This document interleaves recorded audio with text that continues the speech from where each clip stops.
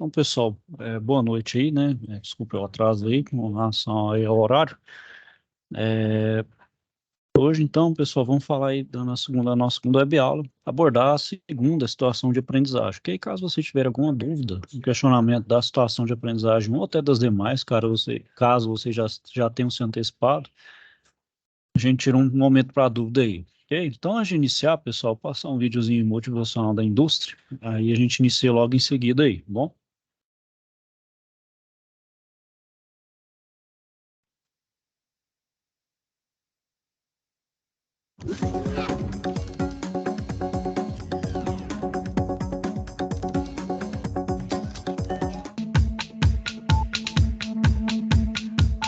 Toda indústria tem a sua importância no fluxo de consumo, fazendo a economia girar. Acontece que algumas delas estão interligadas, e a indústria metalúrgica, que a gente vai conhecer hoje, é uma das bases desse processo produtivo.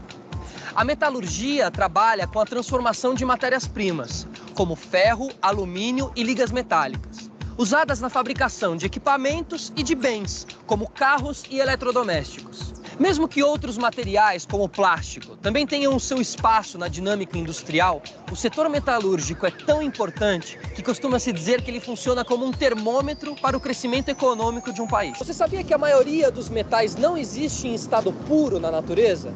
Para se chegar ao ferro ou ao alumínio, é preciso um processo industrial, feito por profissionais altamente capacitados. E a indústria precisa muito deles. Afinal, os técnicos atuam em todas as etapas do processo metalúrgico, do planejamento ao controle de produção.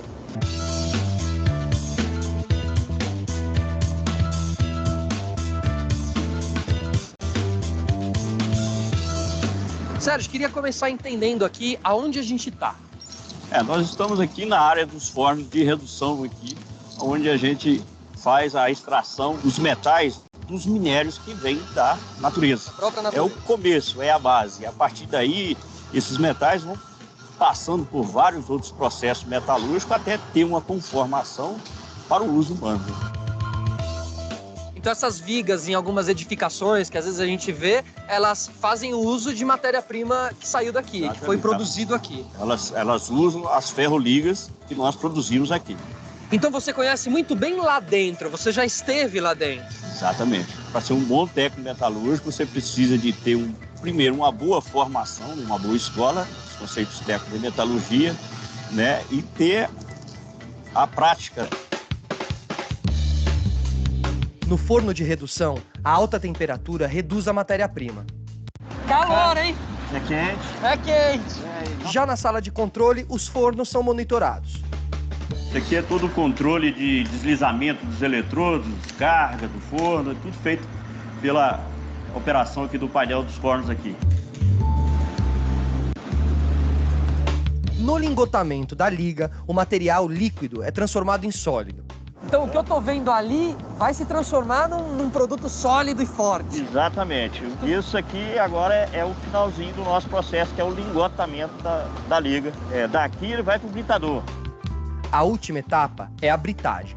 Aqui, o produto é classificado e fica pronto para ser entregue para o cliente.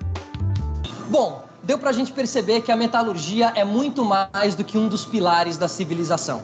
É graças ao trabalho desses técnicos que a produção industrial continua girando. Nós vamos conhecer uma turma de jovens alunos do curso Técnico em Metalurgia e entender melhor como eles se preparam para manipular todos esses metais e também se dar bem no mercado.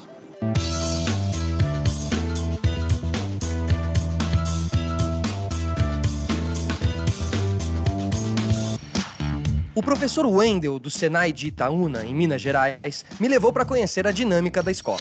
Ao lado esquerdo, nós temos a oficina de fundição e do lado direito, a oficina de mecânica. O curso tem aulas práticas voltadas, para acompanhar o mercado de trabalho dentro da oficina, tem as aulas teóricas em sala de aula e cursos periféricos ao ramo de metalurgia. Professor, eu estou vendo que o que os alunos encaram aqui é uma reprodução do mercado de trabalho, da vida real, que eles vão encontrar daqui a pouquinho, né? Sim, a gente tenta fazer isso da maneira mais perto do que eles vão encontrar no mercado. Inclusive, esses equipamentos que você está vendo aqui são equipamentos que eles usam no mercado, porém aqui numa escala um pouco menor.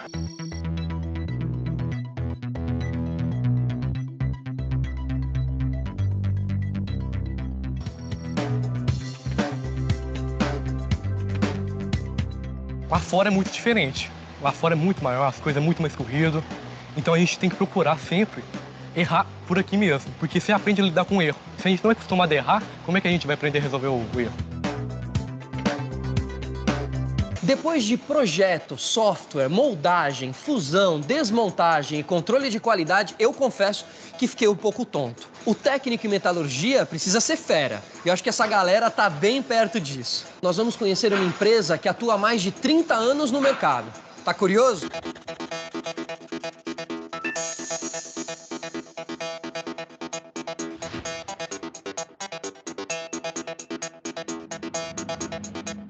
Ao redor do mundo, incontáveis itens são fabricados a partir de metais e ligas metálicas. Aqui na empresa Funfer, em Minas Gerais, são fabricados principalmente produtos para os setores de petróleo e mineração. Essas peças são feitas em ferro, em um processo de fundição manual.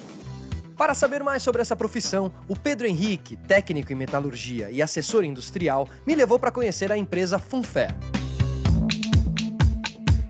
Pedro, antes de qualquer coisa, queria começar entendendo aqui a sua trajetória profissional até chegarmos no dia de hoje. Você é um técnico em metalurgia. Certo. Eu fiz o curso técnico em metalurgia em 2007 e ele foi o primeiro passo importante para a minha trajetória profissional. Depois eu fiz engenharia industrial mecânica e parti para fazer algumas pós-graduações já na área de gestão. E aqui onde que a gente está hoje? Me explica, Pedro. Bom, a gente está na entrada da fábrica da Funfer, que é uma fundição de peças em ferro fundido, uma produção 100% manual para o mercado de petróleo, mineração e máquinas em geral. Fiz o curso técnico do Senai em 2006. Quando eu comecei a trabalhar na indústria, eu apaixonei de cara. A parte que eu trabalho é a parte de desenvolvimento de produtos, então nós recebemos todas as solicitações de cliente, tipo normas de materiais, desenhos de peças. Em cima dessas informações, nós desenvolvemos todo o processo produtivo. Então, todas as variáveis técnicas que o pessoal do setor de produção trabalha, nascem no setor de processo e engenharia, que é o setor que eu trabalho.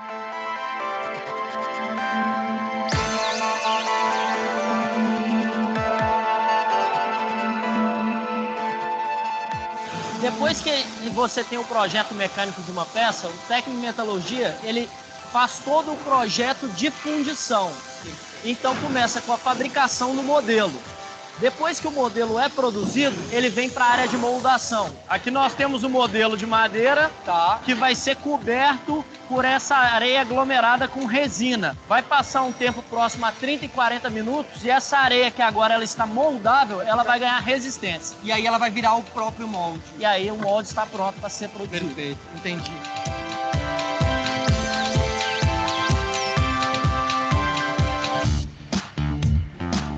Depois do molde pronto, o ferro gusa ele é utilizado num forno a indução. Esse ferro gusa ele é fundido e depois ele vai ser vazado dentro da cavidade do molde para dar o formato da peça final fundida. Certo. Bom, aqui os moldes são montados junto aos machos, que são elementos de areia que vão fazer as partes internas das peças. Que é isso aqui. Isso. Certo. Depois de montado, os moldes já vão estar preparados para receber o metal líquido, que vem da operação de fusão e vazamento. Aí entra a fusão. Isso. Você é o cara que participa desse processo da fusão, Sim, é isso? sou eu mesmo. O que é a fusão? Bem, fusão aqui é o seguinte, a preparação do metal líquido vai ser vazado no molde. O forneiro ele vai estar recarregando o forno com o ferro gusa, né? E nisso vai estar acontecendo a indução dentro do forno. Não que o metal estiver com temperatura de 1400, aproximadamente 1500 graus, ele é transferido para uma panela junto com seus elementos de ligas e da panela já é mandado direto já para os moldes.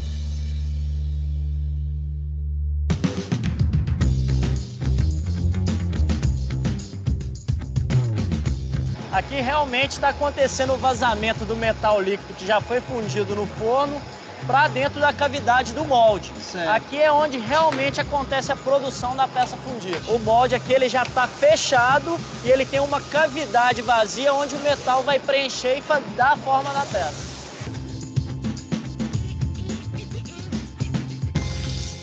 Depois da peça fundida, acontece o processo de desmoldagem.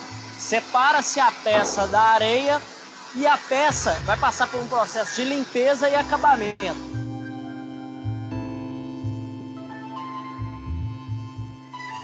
Em paralelo, nos laboratórios, estão sendo feitos ensaios para avaliar as propriedades mecânicas, químicas e metalográficas da peça.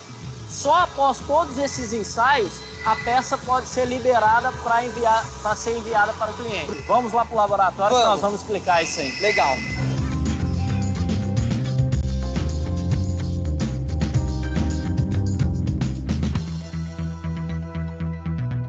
Olá, tudo bem? Como vai? Felipe, tudo em ordem? O que vocês estão fazendo aqui agora, Alcimir? Aqui é um laboratório metalográfico, que nós fazemos todos os ensaios aqui. Ensaios que nós realizamos ensaios de tração e ensaios de metalografia, baseado nas normas, para verificar se as condições da peça estão nas especificações exigidas pelos clientes.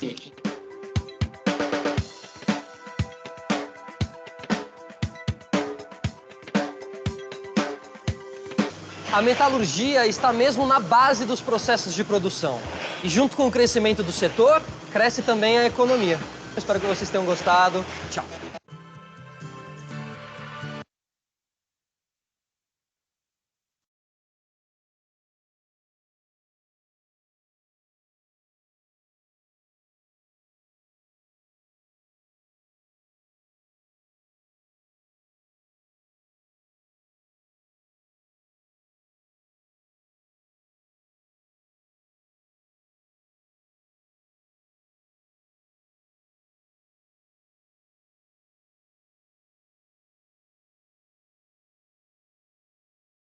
Então, vamos lá, pessoal, vamos iniciar aí, né?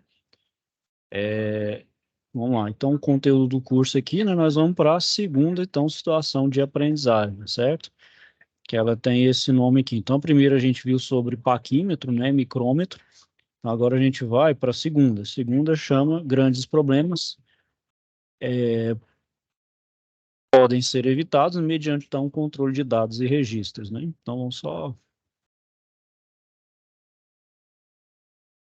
Então, vamos ler e entender, certo, pessoal? Vamos lá, professor Júlio. Lá, Roberto, o que você anda fazendo? Atualmente, sempre. Então, de vento em pouco, estou aprendendo muito. O que vocês estão realizando agora, né? Bem, todos os anos, no mês de dezembro, a empresa Fixa Forte realiza uma parada programada para manutenção e realização de inventário em seus almoxarifados. E a maioria dos funcionários sai em férias coletivas. Nossa, a maioria das empresas realiza essa atividade na época das férias coletivas. Então, após o retorno das coletivas de 14 e 15, um dos fornos tipo poço, utilizado para o tratamento de matéria-prima, começou a apresentar problemas no rolamento do eixo do ventilador/circulador de ar. Uma parte do eixo que fica dentro do forno é submetida a temperatura de 750 graus. Por irradiação, a temperatura na área dos bancais chega então a 150 graus Celsius. Então, nossa, isso deve ter provocado algum desgaste no rolamento. Então, sim, na última desmontagem realizada para a substituição do rolamento, observou-se que ele apresentava desgaste acentuado nas pistas de rolamento. Será que alguém substituiu alguma peça? Isso pode ter acontecido. Vocês conseguiram identificar se ocorreu alguma folga? Notamos que a tampa do mancal foi retirada para medição de folga e verificamos que esta é de 1,5 milímetros. Então, agora tem que fazer o cálculo da dilatação linear do eixo do ventilador do forno. E qual é o comprimento do eixo? O comprimento do eixo que fica alojado no interior do mancal é de 800 milímetros. E o restante do comprimento do eixo fica alojado junto à hélice no interior do forno. E qual é a temperatura do eixo? Então, quando o forno está desligado, a temperatura do eixo é de 25 graus Celsius. E quando o forno é ligado, ao final da rampa de aquecimento, ele atinge a máxima temperatura, que é de 750 graus Celsius.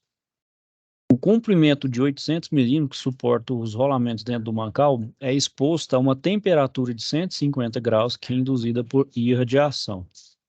E qual é o material que foi utilizado para fabricar esse eixo? O eixo é fabricado em aço inoxidável refratário. Seu diâmetro no alojamento dos rolamentos é de 80 milímetros. E seu coeficiente de dilatação é de alfa igual a 0,000012 graus Celsius menos 1. A folga radial para um rolamento com um diâmetro de furo igual a 80 milímetros é de 0,05 milímetros ou 50 micrômetros. você tem, então, alguns cálculos bem interessantes para serem feitos, né? Sim, eu tenho uma fórmula e devo realizar os cálculos da dilatação linear do eixo, do ventilador e da comparação dos dados obtidos a partir do cálculo da dilatação linear do eixo com a folga existente entre a tampa e a face do rolamento, determinando, então, a folga ideal entre eles. E o que mais você terá de fazer? Bem, eu preciso determinar a que temperatura o eixo e os rolamentos podem ser expostos, sem que a dilatação radial do eixo reduza a folga radial do rolamento do ventilador. E seu superior pediu para você justificar as conclusões sobre os cálculos que você realizou? Sim, além de realizar os cálculos, deveria tecer comentários apresentando uma justificativa sobre a análise dos cálculos, identificando a causa do problema e propondo ações para mitigá-los, né? E também aqui, né, meu supervisor deseja que eu apresente todos os cálculos e essa análise em um documento de texto, né?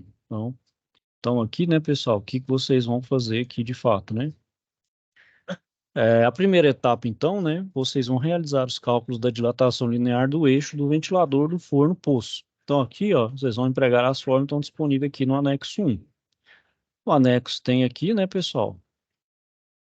Então aqui, ó, tem a composição, ó, lá tem os fornos e aqui, então, o circulador de ar, né? Então esse eixo fica, esse circulador aqui embaixo, né, e esse eixo fica em algum ponto aqui, né? Esse diâmetro aqui, ó, tá vendo esse comprimento do eixo, uma parte fica com rolamento, né? Fica dentro do rolamento. Bom, então o que que ele pede aí, né, pessoal? Primeiro, para fazer o cálculo da dilatação linear do meu eixo. Bom, então, como eu vou fazer isso? Então, eu vou seguir as fórmulas aqui, ó. Então, vamos lá. Primeiro, eu tenho que saber qual que é o cálculo da variação da temperatura. A gente viu aqui, né, pessoal, que o forno está inicialmente a 25 graus Celsius. Então, minha temperatura inicial aqui, ó, ela é então de... Só baixar um pouquinho aqui. Ela é então de 25 graus Celsius, né? Então, meu T inicial é de 25 graus Celsius. Bom, a temperatura final... Bom, pessoal, isso muita gente induz muita gente ao erro. Ah, mas a temperatura final não é 750 graus Celsius, já que está dentro do forno? O eixo está dentro do meu forno, que está a 750 graus. Só que nem toda temperatura de 750 graus está incidindo sobre o meu eixo. Se você, por exemplo, colocar um termopar, por exemplo, num ponto do forno e bem no eixo, você vai ter leituras diferentes no momento lá. Então, você vai ter, por exemplo, dentro do forno um ponto lá 750 graus Celsius, mas ali está apontando que o eixo, por irradiação, o forno, então, o eixo vai absorver, então, 150 graus. Então, ele não vai ter 750 graus. Não é todo 750 graus do forno que passa para o eixo, né? Isso vai depender do meu material. Então, meu material por irradiação, ele pega só 150. Então, minha temperatura final, 150 graus Celsius.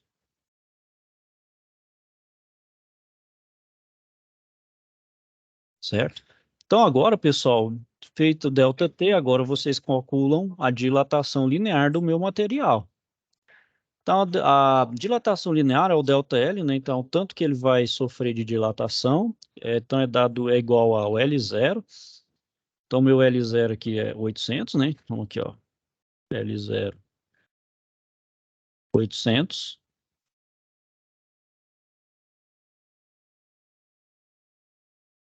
Milímetros. O alfa é dado, que é um aço inoxidável refratário. Então, esse alfa depende do meu material, né? No caso, ele é um aço inoxidável refratário, né? Ou seja, então ele tem uma característica própria. Então, esse aqui é o 0,0012 graus Celsius a menos 1. E o ΔT foi o que eu calculei aqui, ó. Então, é simplesmente fazer um cálculo de multiplicação aqui. Esse ΔL, depois você vai achar o cálculo do comprimento final. Então, você tem o comprimento inicial mais o que dilatou. Você tem, então, um comprimento final você tem um comprimento final aí do meu eixo, né? Vai dar o valor aí. Então, com isso, agora você já foi a primeira etapa do exercício, certo, pessoal? É, alguma, alguma dúvida aí com relação a essa etapa?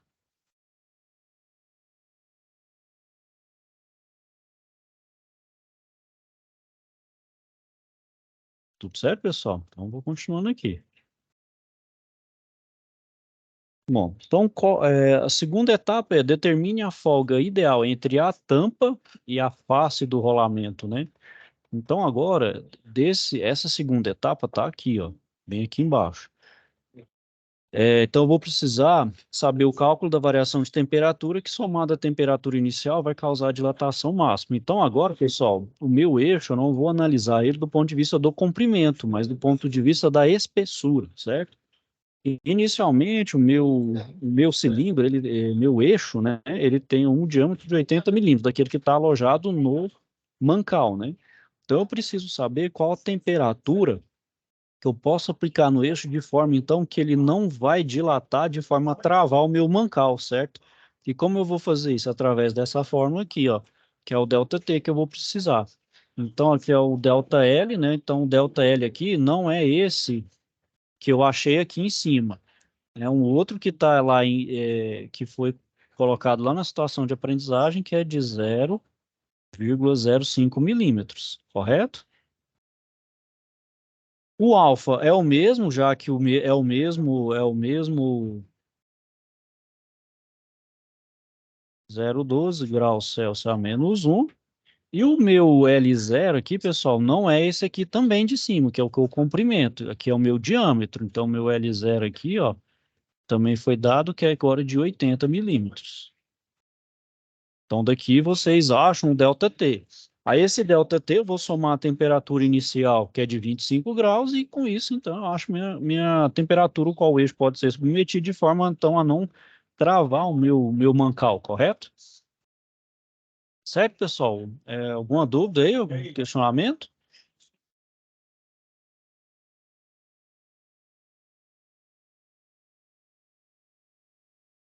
Certo, pessoal? Agora a etapa 3 aqui é também o que vocês estão fazendo aí, certo? Professor, Sim, pode falar. a, a situação um lá é primeiro, eu vou multiplicar e a 2 eu vou só somar. Você está falando, né, desse aqui, da SAP 2? Essa aí eu vou só somar. Não, nesse aqui, você tá falando essa primeira parte aqui? Essa primeira parte eu vou multiplicar, certo? Isso, você vai fazer a multiplicação. Aqui é essa mesma fórmula, só que agora eu não quero achar o ΔL, eu tenho que achar o ΔT. Aí o ΔT, ó, é só colocar aqui, ele tá uma fração aqui, certo? Então é ΔL dividido por alfa vezes L0, certo? É como se eu estivesse isolando esse ΔT aqui, ó. Então, por exemplo, ó, vou só fazer aqui para vocês entenderem, ó. Então aqui é L0 vezes alfa vezes ΔT. Aqui eu tô só invertendo, certo? Aqui, ó. Então, ΔT vai ser igual, então, ΔL, que é esse aqui, ó. Como esse aqui está multiplicando, ele passa, então, dividindo. Então, ele vai passar aqui agora dividindo. Então, é ΔL, L0 vezes alfa.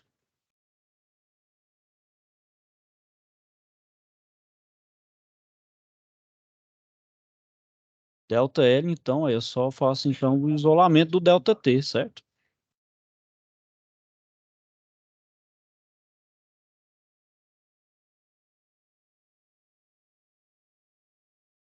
E aí, pessoal, tem mais alguma dúvida aí, um questionamento? Então, é esse mesmo passo que eu fiz aqui, eu coloquei aqui, ó, tá vendo?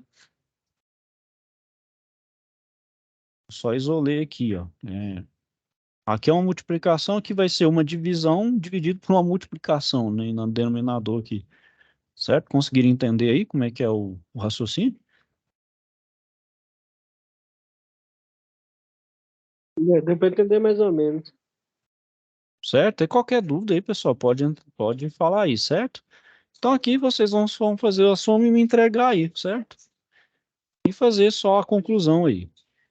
É o que está nas etapas aí. Então, pessoal, Eu vou falar então agora o que é necessário, né? O conceito por trás dessa situação de aprendizagem, que é a parte de dilatação linear, né, pessoal?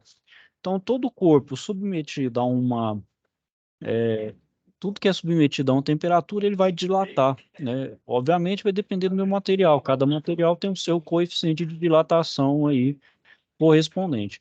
Então, a dilatação ela ocorre em todos os materiais, em maior ou menor intensidade, pois quando os materiais são expostos ao aumento da temperatura, eles vão se agitar, né? Os átomos vão começar a se agitar e, por isso, ocupam mais espaço físico em sua estrutura. Então, em outras palavras, né, pessoal, se a gente aquece um arame de metal, a gente nota que ele vai ter seu comprimento aumentado e, ao resfriar, a gente tem a contração, né? Então, ou seja, provavelmente, ó, quem já trabalha aí já deve ter visto aí como tira, por exemplo, tirar um eixo de um rolamento ou uma polia, fazendo aquele aquecimento. Você aquece, então, a polia, você meio que aquece a polia e meio que resfria o eixo, que aí ele sai de forma, a um dilata e o outro contrai, fica mais fácil de sair, né? Uma vez que o eixo, por exemplo, com a polia, tem que ter mais interferência, tem que estar justo, né? Um não pode fazer um escorregamento sobre o outro, né? Então, por isso eu aplico aí uma dilatação, aplico um calor, né? Então, quando a gente desenvolve um projeto, pessoal, a gente tem que levar em consideração o efeito de dilatação ou contração dos materiais por estarem expostos a intempéries, né?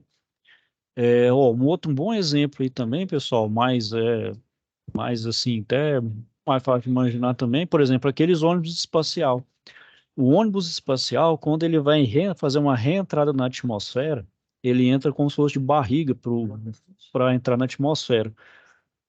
Aquela parte de baixo do ônibus espacial, ele é composto por um material refratário, porque ao mesmo tempo que a gente está entrando na atmosfera, a gente está tendo atrito com o ar, e aquilo gera um aquecimento. Então, aquela placa refratária, ela faz justamente proteger o meu ônibus espacial, porque o material refratário, ele tem um coeficiente de dilatação bem menor, né? Ele é um isolante, então você usa ele, por exemplo, para fazer entrada. Então, tudo que a gente vai fazer, a gente tem que levar em consideração isso, né?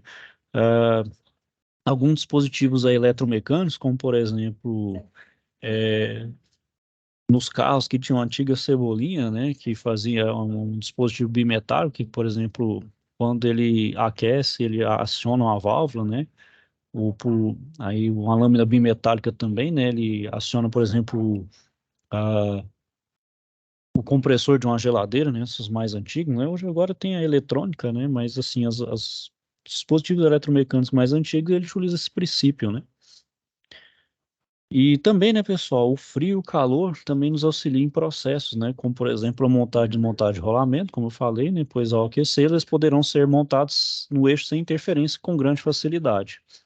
E após o esfriamento, eles voltam à medida normal, fixando então firmemente ao eixo. Do mesmo modo, a gente resfria o eixo para ele contrair e inserir no diâmetro interno do rolamento. E quando volta à temperatura normal, ele expande no anel interno do rolamento. Então, encaixa da forma correta, né?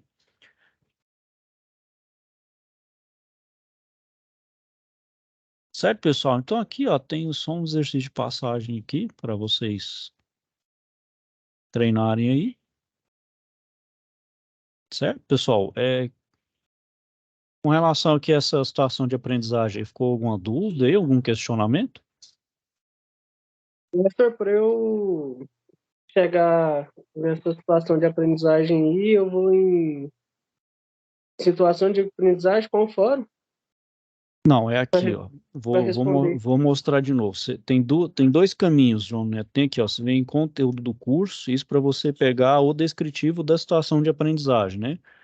No Certo. caso aqui, a gente está lidando com a situação de aprendizagem 2, então tem aqui, ó, 2, né? 2, né? Aqui, ó. Essa segunda aqui, ó. Então, a segunda. Aqui você tem um descritivo. A outra forma é por aqui, ó. Vem na aba aqui, ó, situação de aprendizagem. Aí tem a situação de aprendizagem 2.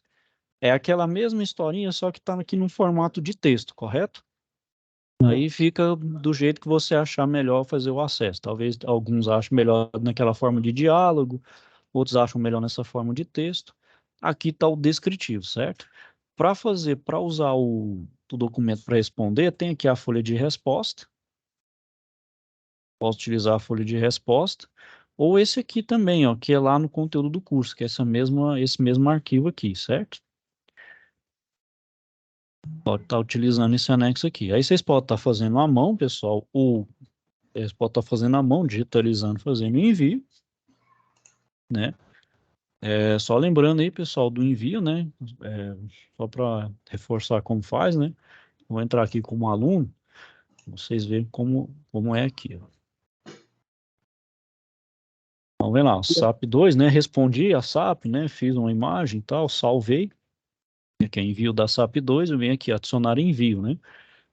Tá vendo? Eu posso arrastar o arquivo aqui e adicionar, aí eu ponho salvar mudanças, aí faz o envio, certo? Se vocês quiserem editar também pode, não é aquele envio único. No caso vocês, ou precisa adicionar alguma coisa, você pode editar ou remover e inserir um outro arquivo, certo? Não tem problema. E outra forma também, você pode estar utilizando o Word também, conforme vocês acharem melhor aí, mais conveniente para vocês, certo? Mais Professor, algum? Pode falar. o senhor poderia voltar lá naquela terceira fórmula, esclarecer a dilatação de 0,05 milímetros? Essa aqui Isso, é é a porque dilatação permitida, né? isso, só que essa aqui, ô Vitor, a gente tá, agora essa análise não está sendo feita do ponto de vista do comprimento do eixo, mas sim do diâmetro, né? A gente tem que lembrar que aqui é um corpo cilíndrico, né? O eixo, então, tem comprimento e também tem relação ao diâmetro, né? E a gente sabe aqui que essa folga é a folga radial, ou seja, é a folga no sentido do eixo, né? Então, ela é que expande assim, né? E não em comprimento, ela vai expandir no diâmetro, né? Então, ela expande como se fosse no diâmetro. Então, essa folga, eu tenho que saber qual que é a temperatura que eu posso submeter o meu eixo de forma que ele dilata e não trave o meu mancal, porque se travar o meu mancal ali, eu vou travar meu eixo. Em travar meu eixo, eu posso causar um colapso em todo esse sisteminha aí, né? Uhum. Então, E a preciso... dilatação linear? Não, a linear, quando fala em linear aí nesse caso, é desse aqui do comprimento. O Sim. comprimento aqui não vai interferir muito, é só para saber quanto que ele dilata, dadas as condições iniciais, né? Uhum. Não, beleza. Esse aqui é a análise do ponto de vista, então, do diâmetro. E só lembrar, né, é que agora a gente, esse L0, só para não confundir, não é o meu comprimento, mas sim o meu diâmetro. O diâmetro aqui nesse meu eixo, ó, vamos pôr essa partezinha aqui, ele é de 80 milímetros, né? Ok. Certinho? Mais alguma dúvida aí, pessoal? Mais algum questionamento?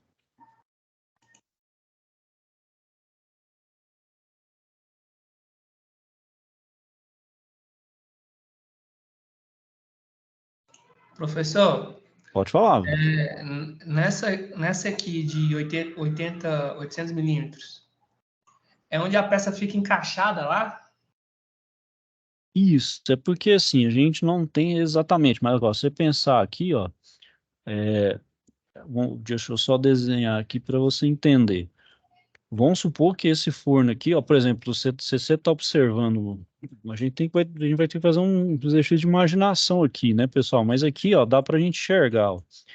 Então, esse forno aqui, né, tem, então, essa parte do eixo aqui, ó, parte dele, então fica aqui, né, que vai estar, que aqui é o meu motor, né? Então, esse meu motor vai estar acoplado aqui, ó. Então, essa parte do eixo, ele fica aqui dentro.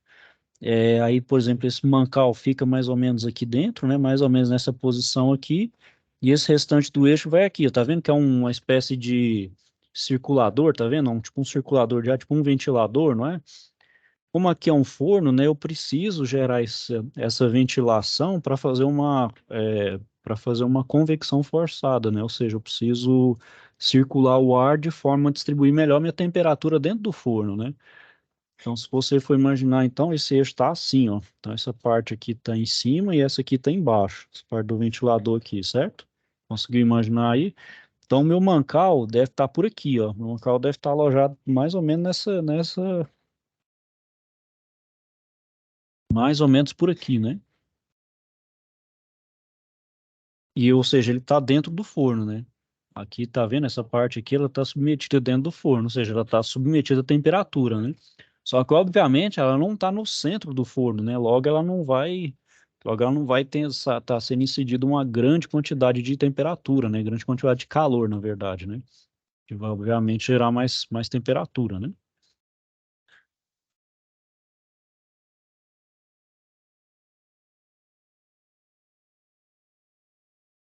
Certo? Espero que conseguiu enxergar aí, Vitor, mais ou menos aí a...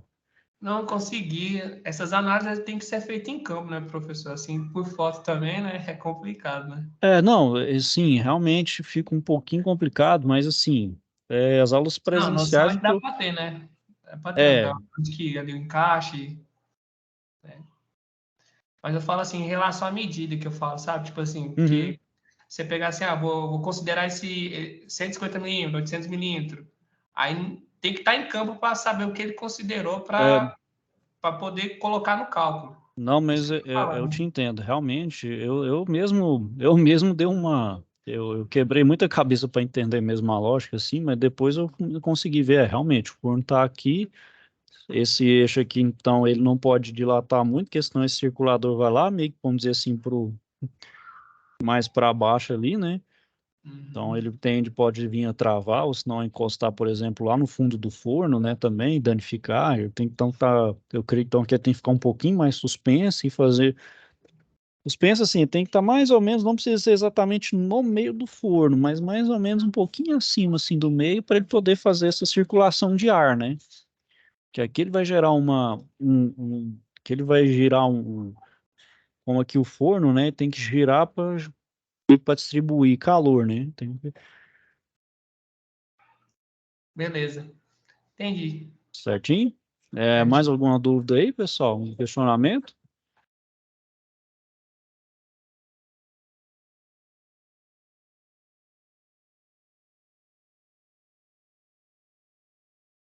Certo, pessoal?